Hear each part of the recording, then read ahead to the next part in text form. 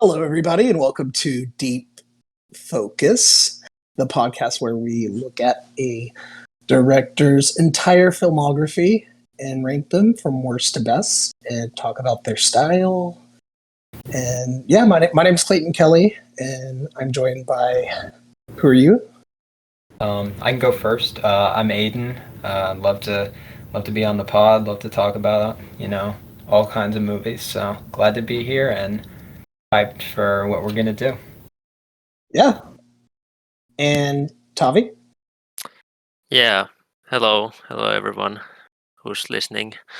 And I'm Taavi. I'm 23 years old, and I live in Finland. So you have to excuse my language barrier here. But I agree with Aidan. It's going to be fun and talk about these Yeah, films and yeah. directors.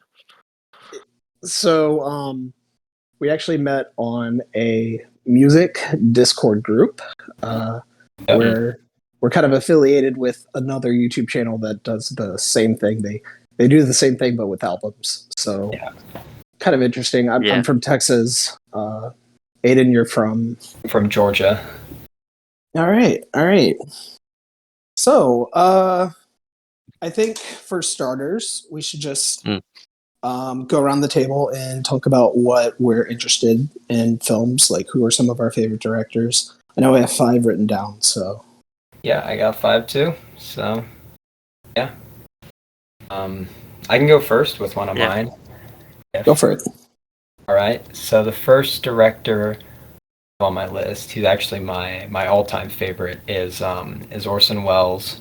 I really love how much he's able to play with the kind of camera and the cinematography of a film, how deep he can get everything looking. It's very rich and multi-layered, and I really like the way his films just have this richness to them where they feel like I could watch them 20 times and I'd still be finding new things about them to enjoy. And yeah, and he's my all-time favorite director. So that's an easy first one of my 5. Nice, nice. So I'm thinking we should probably just go backwards with this, or reverse chronological from number 1 to number 5. Since you just said your favorite, my all-time favorite director is Paul Thomas Anderson. He is a lot of his films are based in the San Fernando Valley in California, and it's he's a director that's really location based, and a lot of the times in his movies, the location is almost a character in itself. And that's one of the things that I really like in film is whenever a location is also a character. He also has pretty much all of his films except one is based in the past. So he talks about rich histories. Probably his forte is the 70s. You know, you have films like Boogie Nights and Inherent Vice, which I'm not a huge fan of. But he's a director that I have probably the most 5 stars, which we will be ranking these on a 5-star scale. These movies. Um, so yeah, he's one of the greats of our modern generation. Quite different than Aiden's, who's like, Yeah. Well, yeah, I have a little difficulty really knowing what's my favorite. I think this is the first time I've really done a director's list by myself, but I'm going with a pretty obvious one here. I'm going with the director Martin Scorsese, and I think he's like the master of crime and mafia films, for example. Even while he's done much more than that, and like to me, it's really crazy that his career has lasted now about 55 years from his first debut film. And well, he's really a legend of the art form, and there's a lot of knowledge. It's always fun to see his interviews about different films, and so and I basically the film his filmography speaks for itself, and he's done a lot of modern classics such as Goodfellas and Raging Bull and Taxi Driver, and well, even some. Yeah, I don't know which would be a modern classic from the 2000s, but maybe it could be The Departed. But Yeah, time will um, tell, I guess. yeah, but yeah, I just love watching his films, although I haven't seen all of them. But looking forward to him very much. Definitely. Yeah, I'll go ahead with my number 2. My second favorite director is going to be Stanley Kubrick. I think he Yeah. has a very good sense of diversity in his films. I don't think any two of his films are even that similar. So you always get a very different experience every time. I think sometimes it doesn't work out like amazingly. I think he has a couple notable like misses in his filmography, but I think he's my number 2 just because the amount of difference with his films is just like every single one. It feels totally different and it feels completely purposeful too, which I like. Like I get the sense while watching a Stanley Kubrick film that every frame, every prop, every shot change was like chosen for a reason. It feels like a very like purposeful and intentional type of storytelling, no matter what the film is. Absolutely. And Stanley Kubrick is going to be one of our first episodes. So Yeah. tune into that. I feel like, in an opposite effect, my second favorite director is the Coen Bros. Whereas, and I'll get to this more in depth whenever we talk about Stanley Kubrick, but I feel like Stanley Kubrick's earlier work doesn't really stick the landing. But with the Coen Bros, right from the start, from Blood Symbol probably all the way up to Oh Brother, Where Art Thou? It's just masterpiece after masterpiece. I think they have a very witty writing style. Um, you have somebody like Wes Anderson who's more style over substance.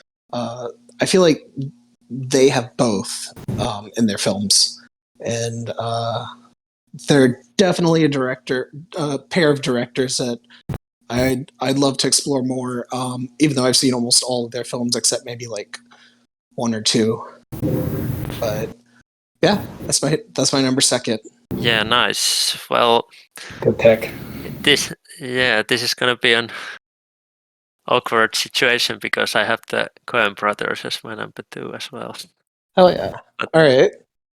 but I think you nailed the description of them, and I just think the witty style of their writing is really important, and they have sort of carefree approach to everything, and they're like their films can be kind of, I don't know, offbeat, quirky or something like that, but there's also like the more focused efforts I think, like the No Country for Old Men, for example.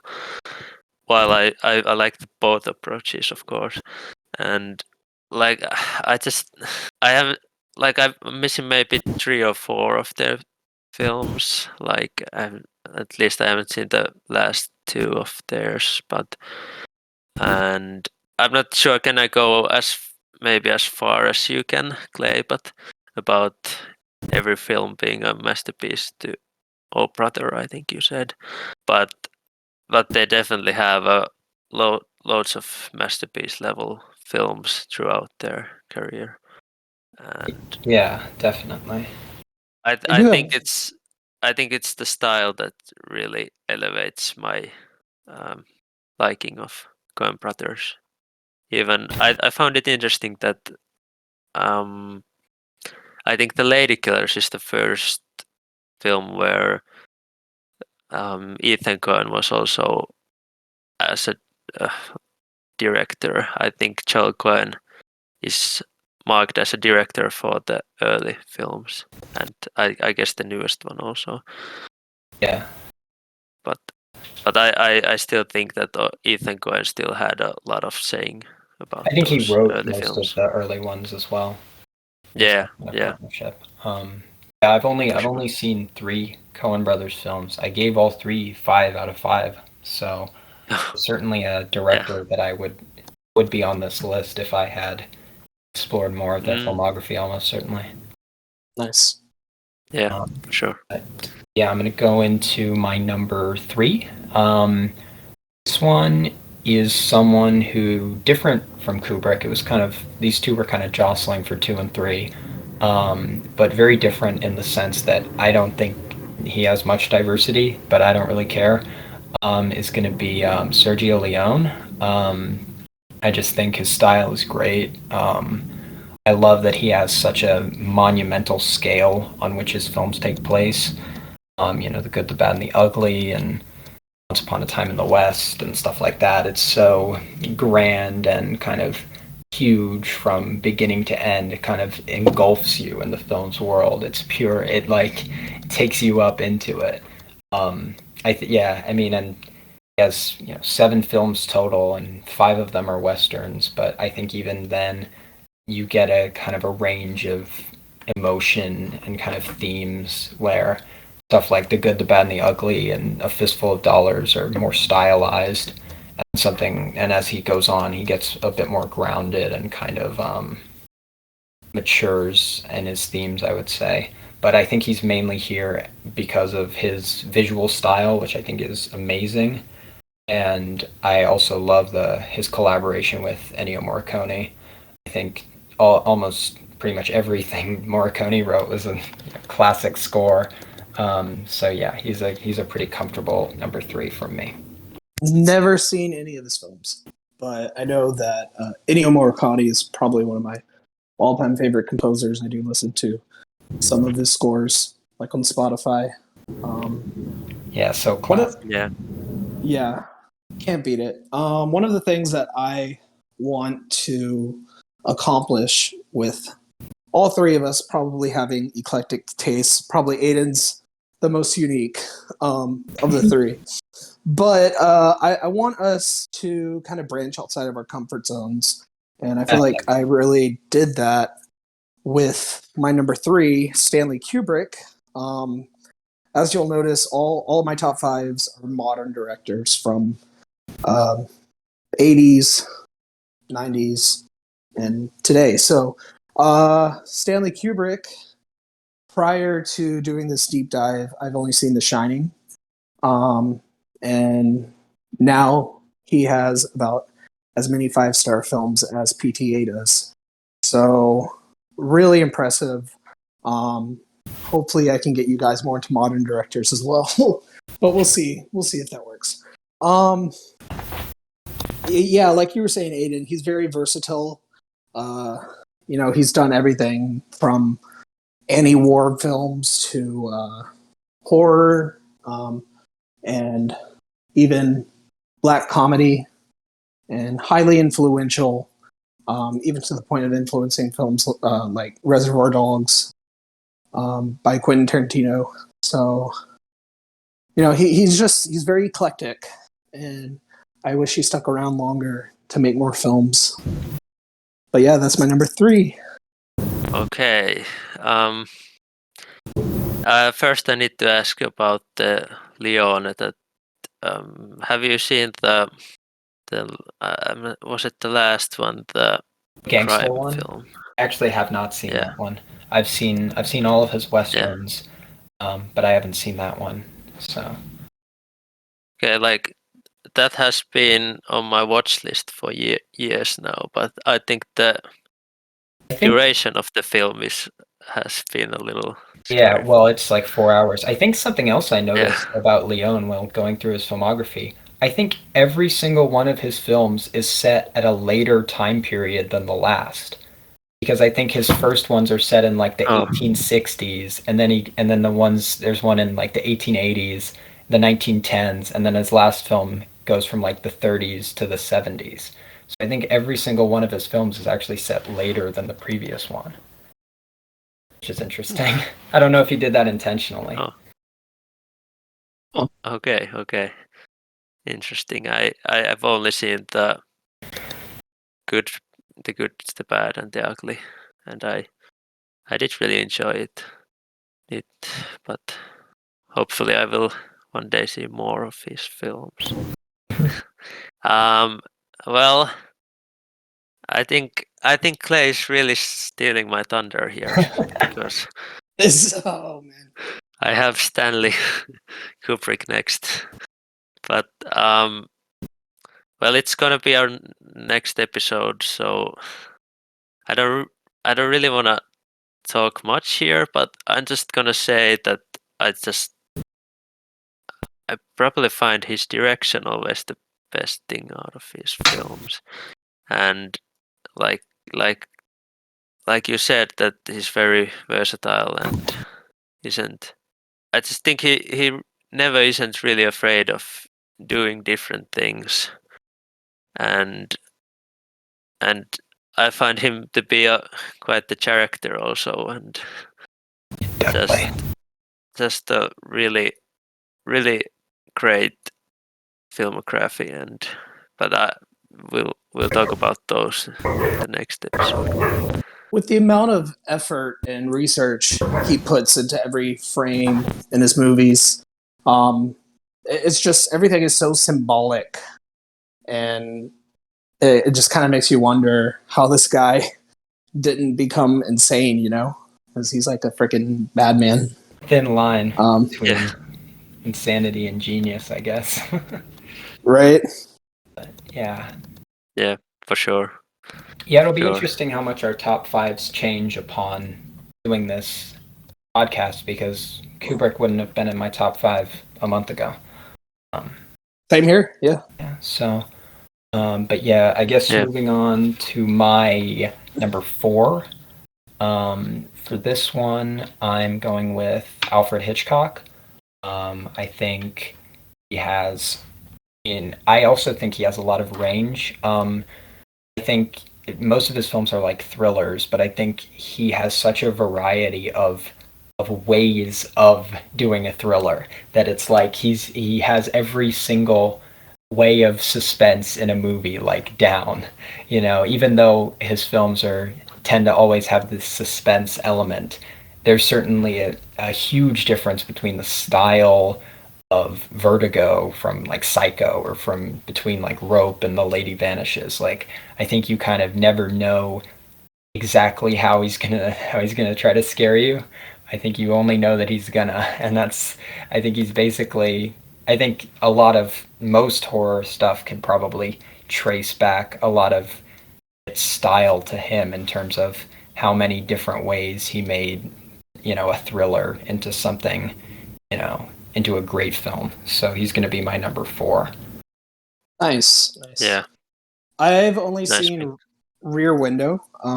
Haven't seen anything else, so can't wait to Yeah, look more into him. later. To parallel your number 4, though, I have Yeah. a more modern director that is really, really big on thrillers. I have David Fincher. You have everything from a psychological drama with Fight Club to something as simple as being locked inside of a room while people are kidnapping you with Panic Room. I don't know. He's made some serious stuff, but he's also kind of dumbed it down with he can make the most mundane film that you think would probably be like 2.5, 3 stars on Letterboxd into a really good 4.5 star movie.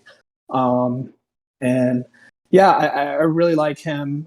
He's also branched out a little bit with Mank and The Curious Case of Benjamin Button. So one of my favorites. That's my number 4. Yeah. Definitely a good one. Yeah, I knew Fincher was coming to you. And Yeah, I knew Fincher was I- one of your favorites. But yeah. Oh yeah. Is that your number 4 too, Tavi? It's not, but you said it already. It's Paul Thomas Anderson. Oh, there we So go. we have really the same taste as far as our favorite of all time. But about Paul Thomas Anderson, I think there's been so many great character work in his films, like the Daniel Day-Lewis's character in There Will Be Blood, or the Joaquin Phoenix in The Master, and so on. And just he has this he uses a lot of longer takes, and I think he has style, but he can also not be too stylish, or I don't know how would you say it, but also let the actors do their job. And he's had a lot of frequent collabs with, I think Philip Seymour Hoffman was in a lot of his, especially in his earlier films. And I also love Robert Elswit as a cinematographer, who did the There Will Be Blood, which I think is one of the most stunning looking films I think I've seen. Honestly, just honestly, I think most of my picks here is just going to be about the films itself. And he really has a really consistent filmography. I haven't seen two of those, like the first one and Inherent Vice, but I think I've still seen the essentials already. So that's Paul Thomas Anderson, number 4. Yeah. Yeah, I'm hoping he can make a rising star out of Philip Seymour Hoffman's son. He was in Licorice Pizza, and I thought he did a really good job. Standout performance, but Yeah, Cooper Hoffman. Cooper Hoffman, yeah. Yeah. For sure. But I think besides Kubrick, I don't think I'm gonna have any in common with either of you guys. My number 5 is going to be Charles Lawton. He only directed one film, but I think it's clear just based on that he has such a distinctive directorial style, such a distinctive presence on the set. I think he has a very kind of evocative style. And almost at times I've read that even though he was a director in the 1950s, he was more inspired by even the silent era, in terms of the way he focused on visuals and that kind of stuff. I think the cinematography in his film is gotta use singular for him, but I think it's some of the best I've ever seen. Yeah, I think it's a very big shame that his first film was such a disappointment at the time, because he died shortly thereafter and wasn't able to follow it up with anything. But I think if he had, he would probably be considered one of the greatest directors of all time. And if he had a catalog of films that were as good as his first, he'd easily be my number 2. Just having only one film kind of prevents him from going any higher than 5. Yeah, Nice. what was the film again? Did you? The Night of the Hunter. Yeah, Oh, okay. Yeah, I haven't seen that. must have been a damn good film. We'll see it. We'll see it. I'll see what you guys think. Yeah. A director for me that's my number 5. I haven't admittedly seen his earlier stuff. The earliest I've seen for this director probably have to be Prisoners. Yeah, Prisoners. So yeah, my director is Denis Villeneuve. Villeneuve. I'll work on the pronunciation. But yeah, I really like. I'm not a huge fan of sci-fi movies in general, except when Kubrick does it. and when Denis does it, because it's just stellar. You know, I saw Dune last year, and I thought it's probably one of the best movies of the year. And I mean, I also I think he's quite versatile. You know, he's done psychological thrillers and kind of dipped his toe in A24 esque dramas like Enemy. And honestly, had it not been for that movie, I probably wouldn't consider him an all time favorite director, but we'll get there eventually. Yeah, I really like Denis. Arrival probably should have won more awards that year. But yeah, that's my number 5. Yeah, can't go wrong with Denise. Well, I guess I would, before I say my 5th one, I'm just going to mention that I made this a little easier for me. Just I made a rule that I have to see at least half of their material. So I'd it, say I'd probably seen half of Denis. Not near as much as I want to. It's that earlier stuff, pre Prisoners, that I really want to check out. Yeah. yeah, Same for me. I've seen at least half of every director except Hitchcock, but as you know, over 50 films, and I've seen about 17 or 18 of them, so I still felt pretty comfortable with my praise. yeah. I just like I think we can mention a couple honorable mentions in the end, but what I picked for my number 5 is a director which is, I can say it's not for everybody. I know that, but it's Terrence Malick, and is I think maybe starting from The Thin Red Line, I think it's kind of, if you've seen one of his films, you know what it's gonna be like. perhaps like they're kind of very very arty, like art films, and but sure they do have some. They usually have great cast, even Hollywood actors, and like I think he's made 9 films, and I just love looking at his films. I think if I would pause any Malick film basically in certain part, that could be my new painting of the day. like like John, the biggest collaborator has been with him since The New World, and he wasn't in the last one, but it's Emmanuel Lubezki, a director of photography, who's done, like, if not talk about Malick's film, he did like Gravity and Birdman and The Revenant, where he won his Oscars, and it's just but yeah, I didn't know they sorry. collaborated.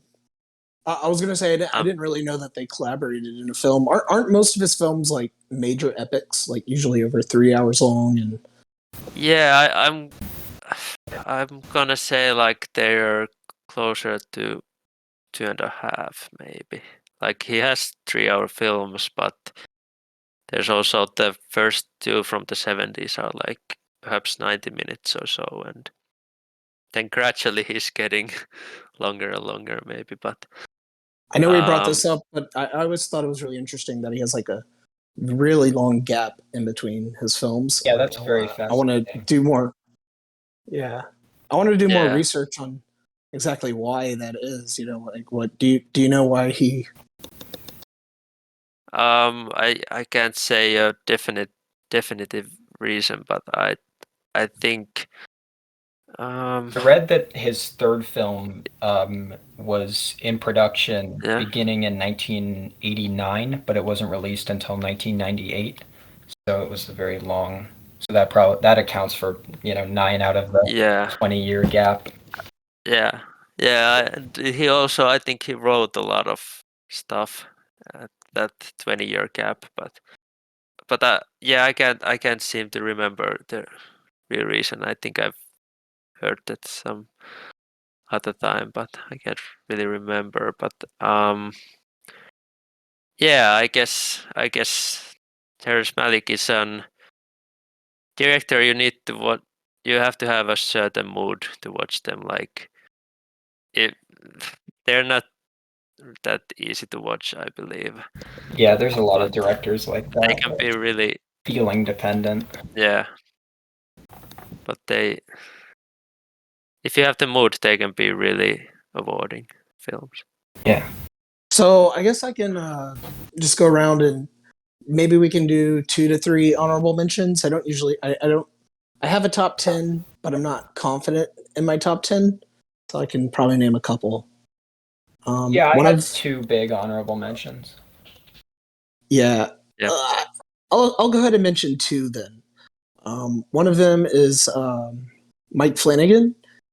He is mainly known for his television work. You know, he's done The Haunting of Hill House and most recently Midnight Mass, which I think is one of the best television miniseries ever. But he's also he's also directed a lot of horror films. He actually did the sequel to The Shining. So that was released a few years ago. But yeah, that's one of my honorable mentions. Big fan of horror here. Yeah. I And yeah, what was that? I was just gonna say I had 2 big honorable mentions. The first one was Quentin Tarantino. I haven't seen a ton of his films, so I left him off for the kind of wanting to get a bit broader sense of his catalog. But what I've seen, I think, is really good. I think he just has this very unique style. He feels like a modern day Kubrick at points, where it feels all very intentional. All of his films, it feels like he kind of has a vision from the outset that he's going for, which I think is very cool. And the other director, or should I guess directors that were an honorable mention for me were The Archers, Michael Powell and Emmerich Pressburger. I think they have a really great, varied filmography. I don't think you really get the same kind of story, and I love that they have like their own kind of universe where it's like have a very unique style of how the narratives go and a very escapist, but also this kind of dark undercurrent in a lot of their films that I think is really cool. But those were my 2 big kind of honorable mentions that maybe on a different day could have made, number 4, number 5, or something like that. Nice. Did Clay have another one? You wanna? Yeah, I did. I had one more, which is I know it sounded like I knocked him down earlier, um, but it's the polar opposites of the Coen Bros. Wes Anderson. Um, Hmm. More style over substance, but I don't think that's a bad thing at all. I feel like kind of like what you said with Terrence Malick. A lot of his films, it's big in production design, and it's almost like a painting too, but more of a storybook painting. I think it's like you're opening and one of those little pop up books and immersing. I don't know if you understand my imagery here, but yeah, I really like him. Also, witty dialogue, and I know Aiden doesn't really like him at all. Yeah.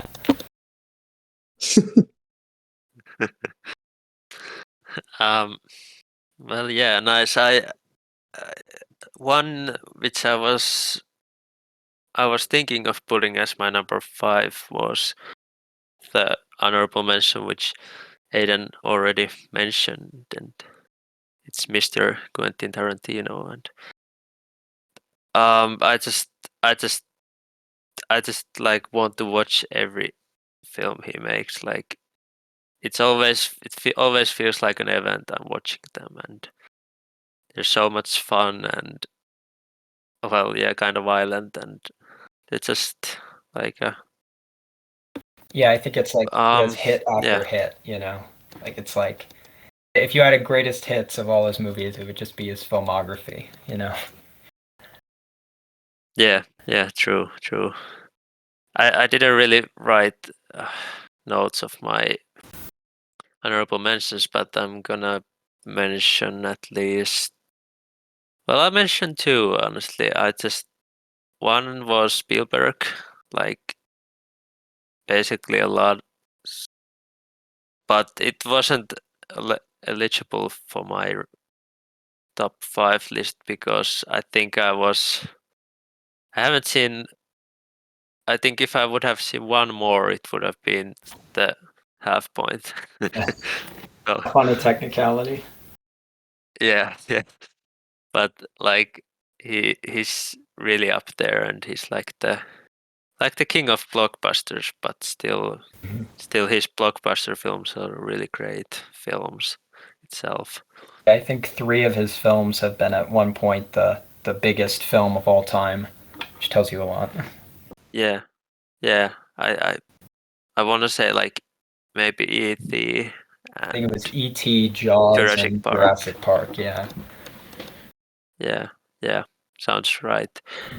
And the last one, I'm not sure did I see half or not, but we're very close to half. But it's Woody Allen.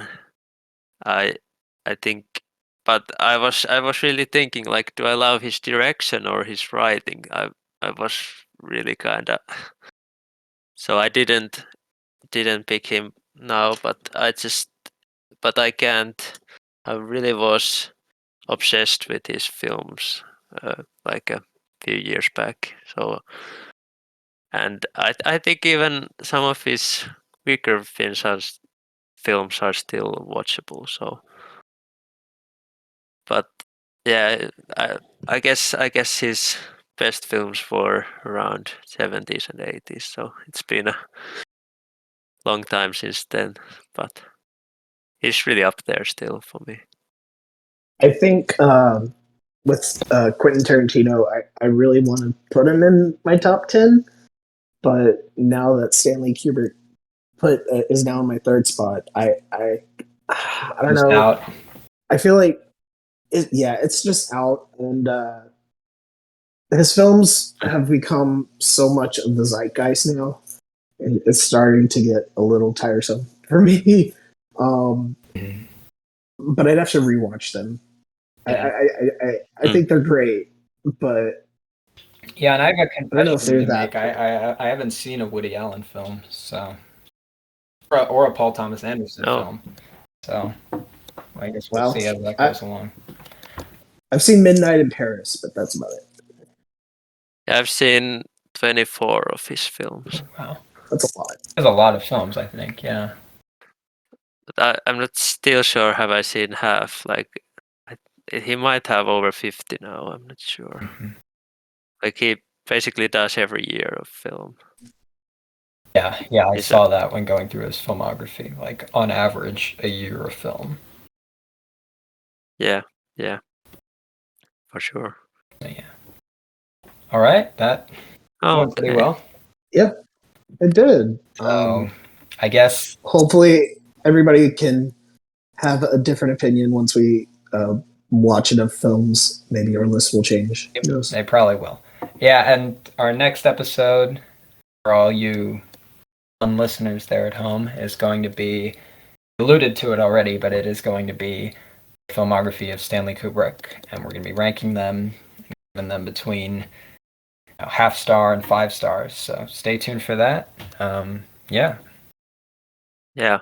I just want to say in the end, like I really want to see like our audience's picks in the comments. Yeah. Comment your etc. favorites. For Yeah, sure. for sure. All right. Thanks, Well, guys. thanks guys. See you guys next Been time. fun. Bye. See you. Bye bye.